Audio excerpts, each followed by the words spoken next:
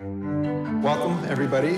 We're here to take note of the fact that journalism is alive and well and feisty, especially at the New York Times. Hey, did you send it? He's lying. There's 2 A1 meetings. 10:30 where we discuss the stories of the day, what we're going to offer. It's kind of a competition. You go in there and we fight to get on A1. We are the New York Times, and we are dictating terms. At the tender age of 31, I still had a year left to being the violent, drug-snorting thug before I found my way to this guy, the one with a family and a job at the New York Times. All right, well, here's the lead.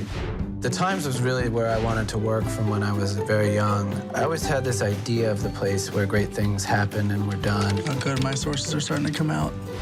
I don't know why anybody who's a reporter isn't on Twitter. You see him at his desk, and he just embodies everything about new media. I still can't get over the feeling that Brian Stelter was a robot assembled to destroy me.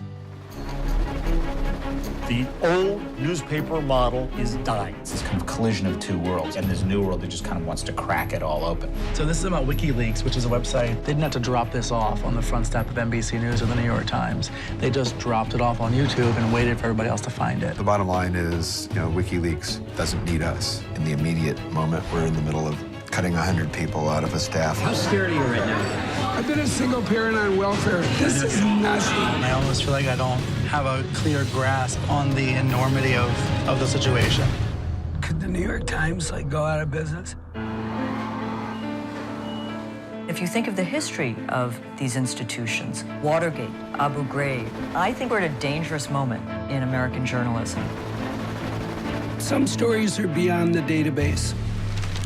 Sometimes people have to walk past the conventional wisdom. They asked if anybody who wanted to volunteer for Baghdad, so I'm going to Iraq. News is not dying. The Times still, I think to a remarkable degree, does set the agenda. The New York Times has dozens of bureaus all over the world, and we're going to toss that out and kick back and see what Facebook turns up. I don't think so.